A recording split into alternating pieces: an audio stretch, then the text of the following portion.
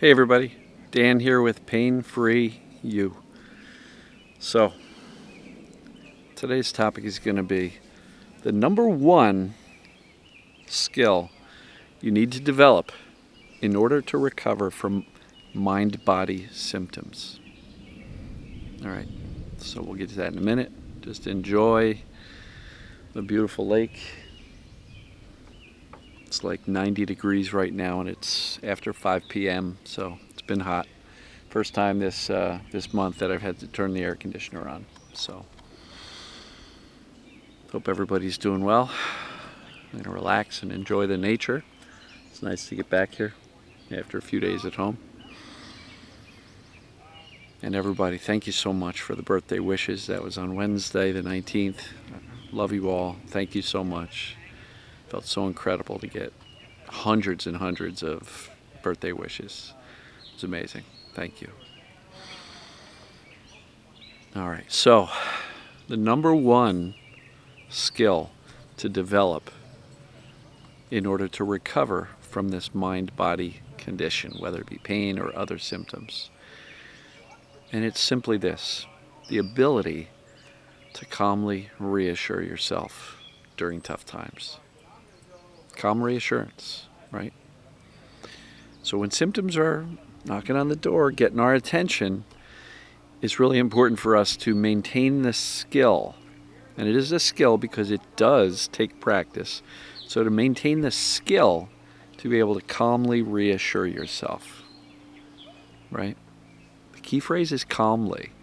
Because if you're walking around going, it's okay, I'm not in trouble, oh my goodness, pain, go away, I'm going to get better, I'm going to get better. Clearly that's not calm reassurance. Hand on the heart, relaxing your body, breathing, knowing that, all right, I'm in the right place, this is going to work for me. Soothe yourself like a scared child, like, hey, you can do this, you're all right, you're going to be okay. Now look, the ability to calmly reassure yourself is really reliant on your understanding of what's going on. That's why I always talk about the foundational 4 principles of recovery, which is what causes symptoms.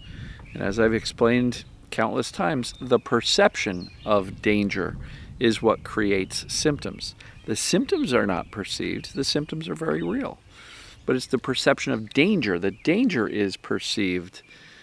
And in the case of chronic symptoms, most often, the danger is a false perception. So again, foundationally, number one, what's causing this stuff? And when you understand that this applies to you, then it becomes easier to reassure yourself that, okay, these are kind of phantom symptoms. It's like a false alarm sounding, even though there's no fire in the building.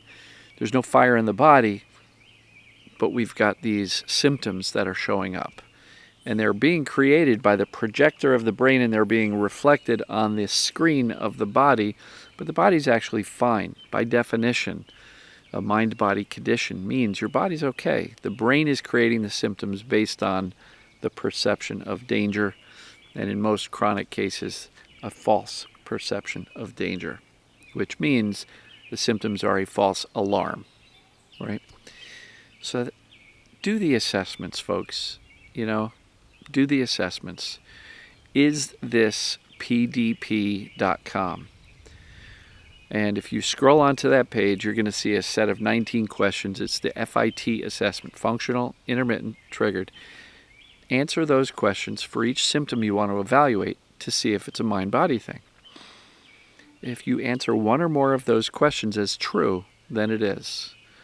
So again, your ability to calmly reassure yourself is built on the foundation of knowing what causes symptoms in the first place, and 2, determining if your symptoms fit under this category called mind-body, right? Now, the third thing is there a cure? Yes, there is. You're in it. You're watching it. I've got people getting better all around the world just by watching my free stuff. And I have people in my group coaching that are doing exceptionally well as a result of committing to this process and learning how to calmly reassure themselves. So the group is really great for implementation and support, right? We don't talk a lot about symptoms. Yeah, they come up, but we really minimize it because talking about symptoms isn't supporting each other. Talking about symptoms would be counterproductive. So we really focus on implementation and people asking questions about, well, I have this going on. What do you recommend? And we talk about that stuff. And so the group is a great place to gain support, have a bunch of people cheering you on because everybody understands what you're going through, unlike many of the people in your life who look at you like you're a little bit wacky doing this mind-body stuff. I know that was my case. Most of my family, my neighbors, everybody kind of thought I was crazy talking about Sarno and the mind-body concept. And, I had neighbors basically telling me, be careful, you're going to end up with back surgery like my husband. Right? So there is a cure. And the concepts I teach, along with many other mind-body practitioners, there's a cure. This stuff works, right?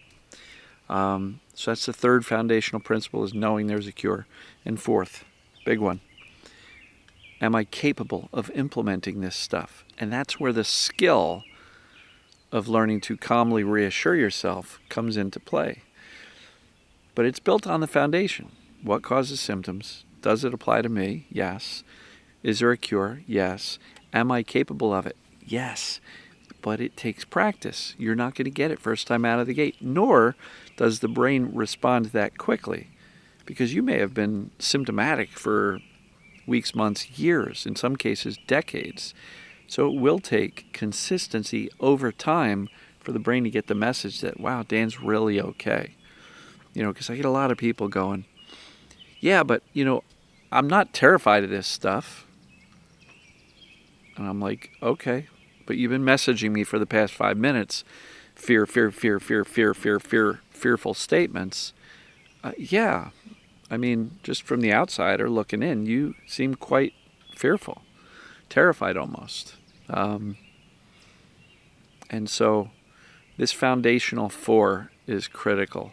And once you have that, conveying messages of safety credibly and authentically is the key.